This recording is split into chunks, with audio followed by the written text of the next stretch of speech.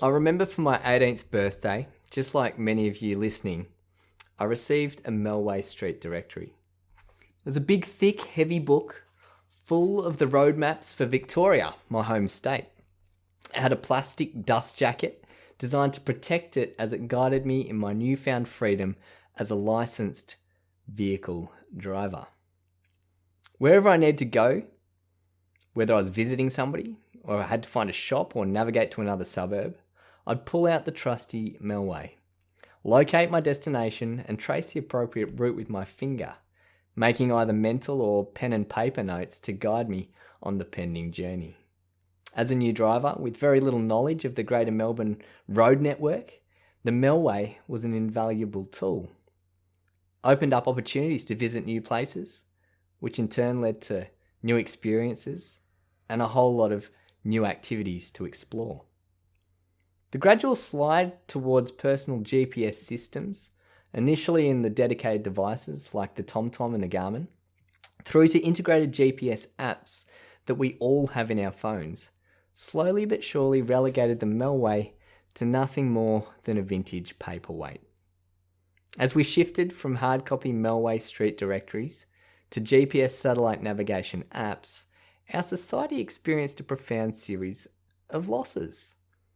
And I don't believe that these losses have been grieved appropriately.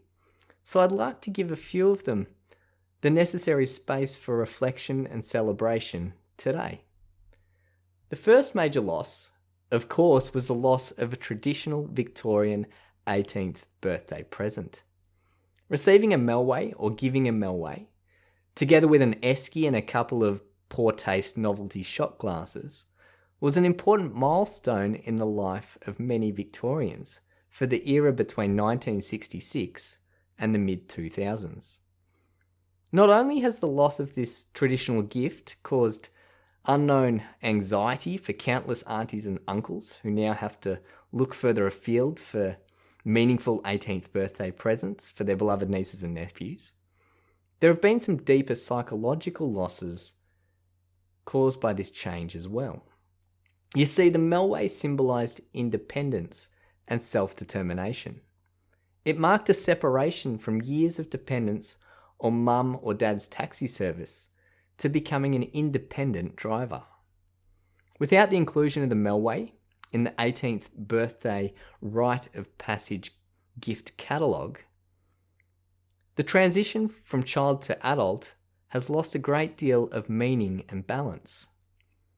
With only an esky and a glow-in-the-dark shot glass to symbolise the next stage of life, it's little wonder why today's young people remain dependent on the parental taxi service for many years of their early adult life. Now, aside from losing an iconic 18th birthday present gift, the demise of the Melway has also caused a loss of forward planning skill. The Melway didn't just show one or two options to reach a desired destination. It laid out all of the possible routes to reach the destination. Delegating the act of analysis, evaluation and forward planning to the GPS in our smartphones is no doubt causing a gradual depletion of these cognitive faculties in many members of our society.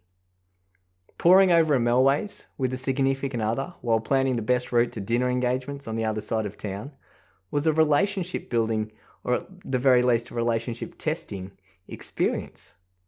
It required discussion, consideration of often conflicting opinions about which roads were the busiest during peak hour, where the eternal roadworks on the Monash Freeway were the most heavily manifest, as well as a host of other factors depending on whether if it was raining or not, speed limits, and how much traffic would be heading into the G that night depending on who was playing in the footy or what music concerts were on in the CBD that evening.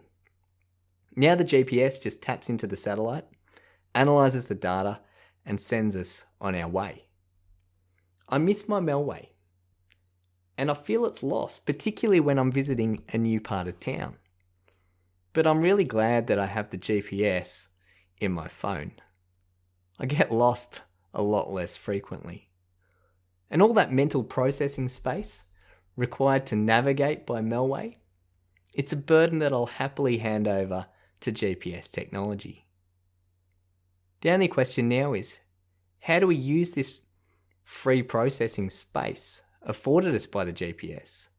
How do we transfer those skills and those cognitive capabilities that we owe to years of navigation by Melway to engage in more meaningful life pursuits?